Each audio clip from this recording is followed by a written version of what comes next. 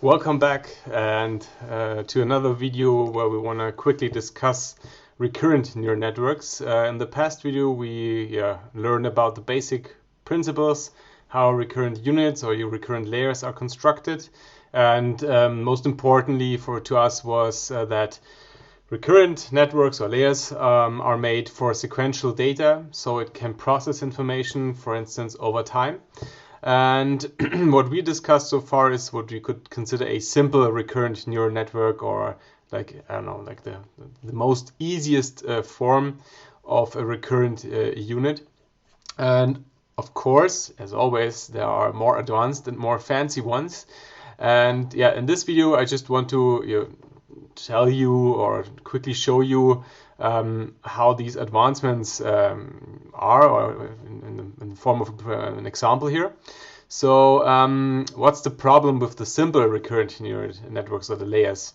The problem is that sometimes, for instance, if we have longer sequences for a single example or for a single sample, so assume, I don't know, we have the last 10 days of where we recorded the stock prices or the Bitcoin price or whatever.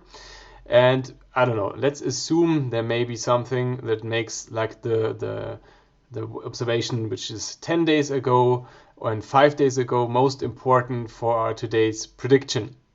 Then in the basic form of the recurrent layer or the recurrent unit, this can be problematic because the information of past data is always processed in the same time, and especially if you have a longer sequence, it can be problematic for these kind of architectures to really process the information from the beginning of the sequence and keep it within the flow of information through the sequence until the today, so for today's prediction. So it can be really, or is more or less impossible or really, really challenging for a simple recurrent neural network to learn relationships where the beginning of the sequence is the most important one. This gets more clear if we talk about, for instance, sentences. Yeah, so in the later in this course we will use also textual information, and we will probably are going to use recurrent neural networks to process the information that is provided over, for instance, a text, so a whole sentence. So assume that I am using a sentence, I don't know, Barky, the dog, which is the neighbor's cute dog, went outside and made a poo on the grass. Okay, so the relevant information that we have an appropriate behavior here is in the beginning of the sentence, that Barky is a dog. If I say Ralph, which is quite a nice but odd guy, is going outside and making a poo in the garden, it's definitely not really appropriate behavior. And again, the most important part in the beginning is that we probably are going to talk about the human person. So, with these examples, we are in need of recurrent units which are able to process information over time. And even keep the most informative part through time and retain it, even though it is in the beginning. And architectures which succeed in doing such things are, for instance, given by so-called gated recurrent units, or by long short-term memory units, or then networks, if we construct a whole neural network with it. And I would say, and we will not discuss them in real detail here. We will, quickly talk about the gated recurrent units, which can be constructed to make gated recurrent layers and obviously gated recurrent networks. But I think the general principle, which we can discuss by discussing the gated recurrent units, will make it clear what is necessary in order to retain some important information which is already given, for instance, in the beginning of a sequence. Okay, and even though I always would recommend you, especially in this case, to Google for long short-term memory units or networks or gated recurrent units, because I think there are really some very nice explanations given in several blog entries here. But for the moment, let's just use the gated recurrent unit as an example to discuss it and to provide an idea how information can be retained during processing the information over time for the recurrent units. So gated recurrent units, and also in a similar way, long short-term memory networks have within their design some mechanisms which are built to remember something which is given at a given point in time. So to make this more clear, for instance, in the gated recurrent unit, we have something which is called here like a reset state and an update state. The update state is defined, as you can see here, with the capital Z. So very important for you is to always realize that we have, for the update state and for the reset state, we have different parameter sets, which you can identify here by the letters that are given in the index here. Okay, so that's the important part, because the input is the same here. So for the update state or the update information, we will use, as you know it from a common and easy or simple recurrent unit, we use the past hidden state, and we use the current information which is provided by the feature variables at the time step t. Then this is combined in a way that you are already used to. So this is like the affine transformation. So we have some matrix multiplications here, and then we add some numbers. But then we activate it here with a sigmoid function. And this is the important part, because activating something with a sigmoid function will lead to numbers between 0 and 1. So just remember that. Remember that we have the input here, which is the internal information from the previous time step. We have the current feature information, and we will do something given some specific parameters which outputs one or more numbers depending on how many units we want to generate here, which is something which is between 0 and 1. And the same thing is done here with the reset state. Okay, so again, we have different parameters here, but we have the same input that is used also for the update state. But also we have here the sigmoid activation function.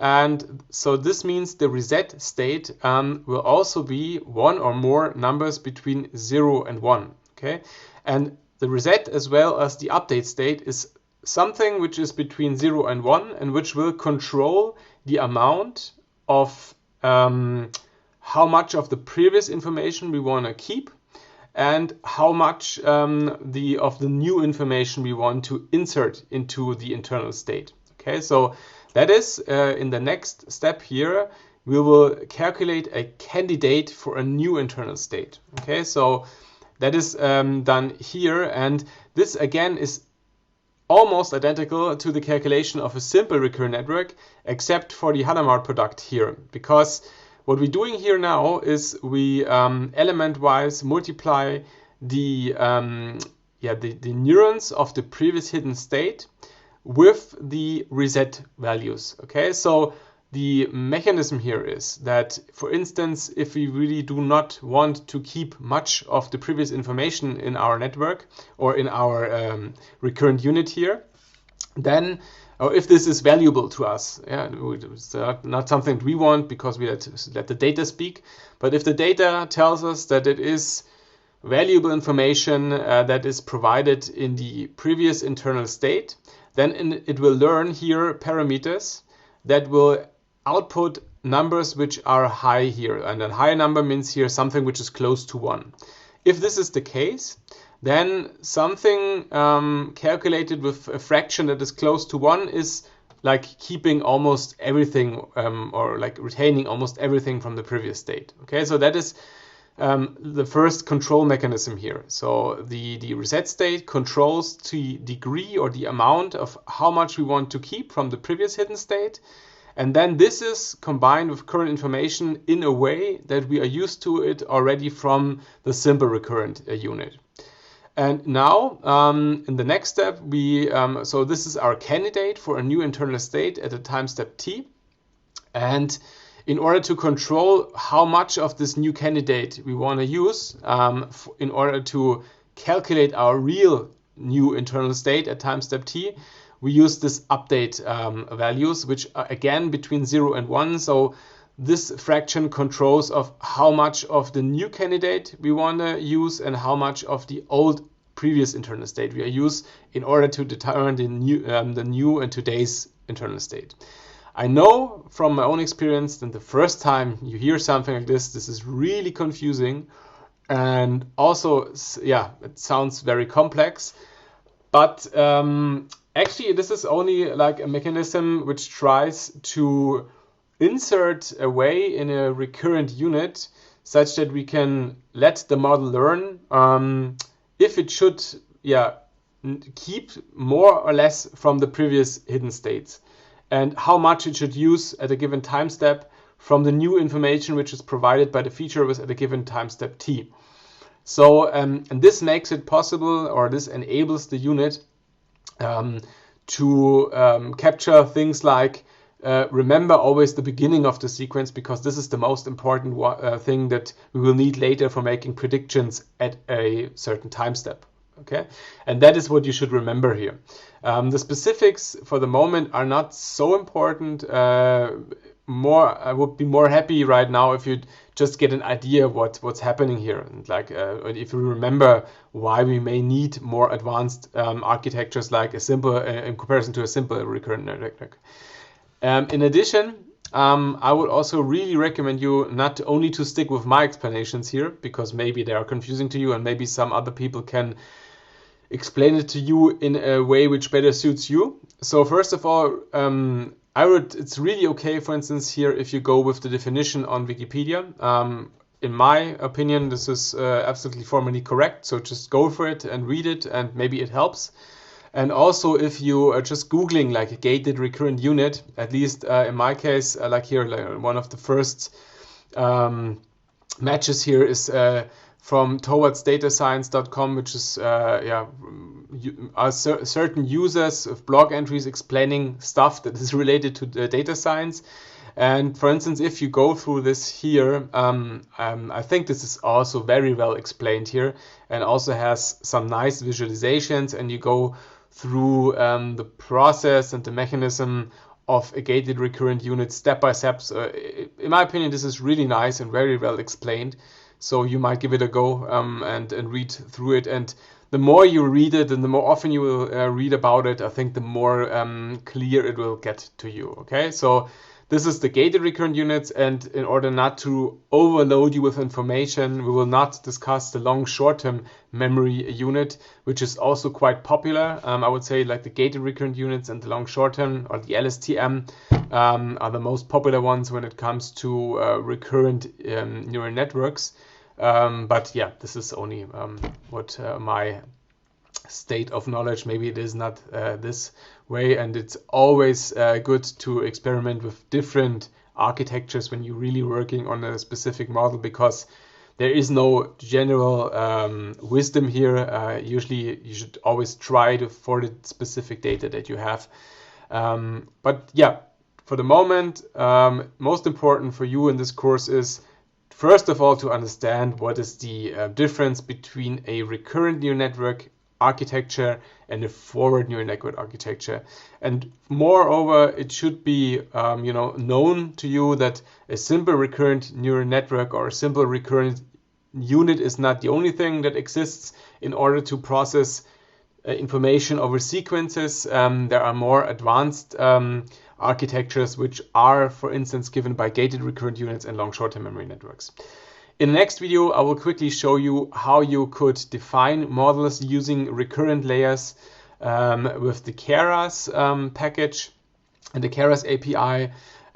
For the moment, this should just have given you an impression regarding what recurrent units and recurrent neural networks are. And in the next video, we'll take a look at an example, but after that, we will directly go to the next interesting architecture of neural networks, which is given by convolutional neural networks. So yeah, be excited as I am as always, and see you in the next video. Bye bye.